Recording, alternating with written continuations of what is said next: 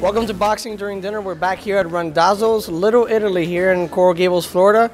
David's sitting on the other side over there, but we have a couple of special guests here on Boxing During Dinner.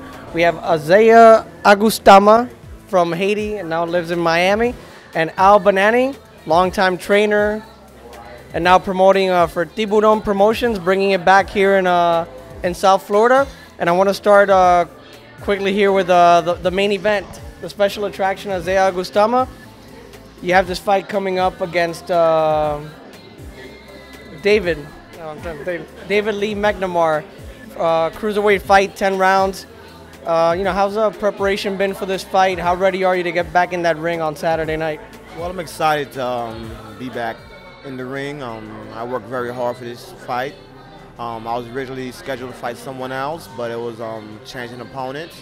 But I'm in great shape. I've been training roughly 12 weeks, maybe even 13 weeks for this match. I'm just excited to get back in there to showcase my talent. And this fight for you guys in Miami, it's April 6th at the Miami Jai-Alai, the Casino Miami Jai-Alai. If you haven't been there since they renovated it, it's beautiful. I mean, they have slot machines, they have everything there. Great ambiance, and the best part about it is that they got good boxing that night with Azea Augustama. And you mentioned that they changed your opponent, and this is it's very I guess like unique to like a sport like boxing, because obviously the Miami Heat are playing the Bulls. They're gonna play the Bulls that night.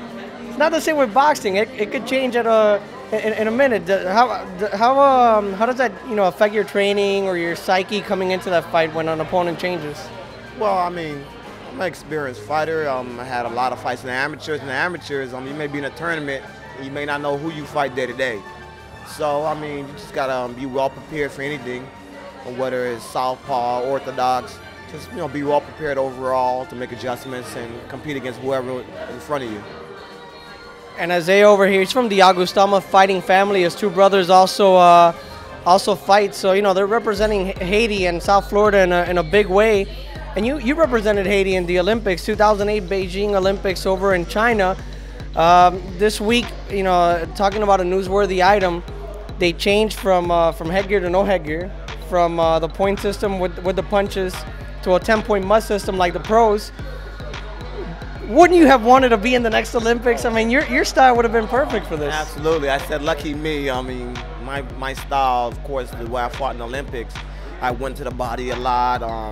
Power puncher, power boxer, and some analysts who watched the fight viewed that it was a pro bout. I won clear, so I'm like, just my luck that they made the changes when I'm done with the amateurs. But now I'm ready to make my stamp in the pros and showcase that now.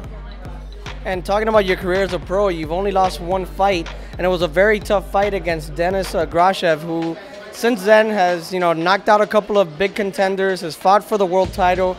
He has another big fight coming up.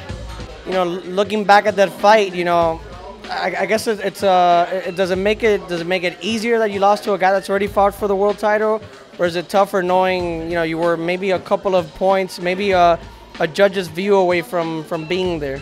Well, I mean, I analyze it in several perspectives. Sometimes I say, well, should have been me. I was right there. I had the guy, and he has his shot. In other instances, I look at it as, it's a learning lesson, just let me know that I am at that level and I can compete at that high level, and one day I'll get my chance to showcase that I'm a world-class fighter. Yeah, and that fight was razor thin, could have gone either way. I thought Azea won the fight. A lot of people there thought Grashev won the fight, but he's getting ready to get back in the ring. And how soon are you from being at where Grashev is right now? Right after this win on Saturday night? Well, after this win, I mean, I've been off for a year. This is, a homecoming. I want to say getting back in the ring after a long layoff. But I feel like I'm steps away from being at the world title level. Just need to stay consistent, stay active, and I think I'll showcase that I'm right there to compete at that elite level. And you did mention this being a homecoming. That's the title of the card, The Homecoming. Fighting in front of your fans here in Miami at the Miami Jai-Alai, that has to be special for you. Absolutely. I love fighting here in front of my hometown here in Miami. I have a good following from the gym that I work at. A lot of fans, a lot of people, a lot of support. The Haitian community will come out and support me. Just trying to, get a momentum building back with my following and show them, hopefully I can stay active enough to create more of a buzz. And, I'm just excited to be back and fighting home. And we'll get back to the featured champ here in a second, but David is going to be talking now to the man that's putting all this together, Al Bonanni. I feel like I'm really, really far away from Armando tonight. It makes me really sad. As he said, I'm here with Al Bonanni, who's. I appreciate that, Al. Thank you so much. I'll keep you company. Yeah, we don't need Armando. We're running our own show over here. So, Al, a lot of people probably, of course, know you from your training days as well as Don King Promotions and your experience there once upon a time. Tiburon Promotions, you're the head of this thing. This is finally your baby, and it's from what we understand also a family affair. Tiburon also, of course, in Spanish, that means shark. Give us a little bit of a background on the name, and that's interesting. The white guy knows that that word means in Spanish. I want everybody to know that. A little bit of background on how Tiburon Promotions came forth and the family involvement as well as the name. Well, we started Tiburon, which, by the way, in Sicilian also means shark. Ah, well, there you That's go. how I know Makes it. a little more sense because Al's Italian. So the name came about because they used to call my dad the shark, and so he was a tough dude, and he was in boxing, and my wife, him, me, my uncles, and our lawyer, Jack Blumenfeld from Miami, started the company in the 70s, and we promoted shows. I was mostly in the gym and helping the matchmakers, and we promoted shows at the Miami Jai-Alai, which is now the casino Miami Jai-Alai. And we would do about 13 shows a year. That's when you were in diapers. So what happened is we had a lot of great fighters come through our program, and that's how I got with Don King, actually. In 1977, Don King came to town, and we became friends. And then when my father passed away, and my wife passed away, and my uncle got sick, he said, come with me, because I was doing everything, and it was just too hard. And we had been working with Don through the 70s and 80s, so it was a natural progression to Don.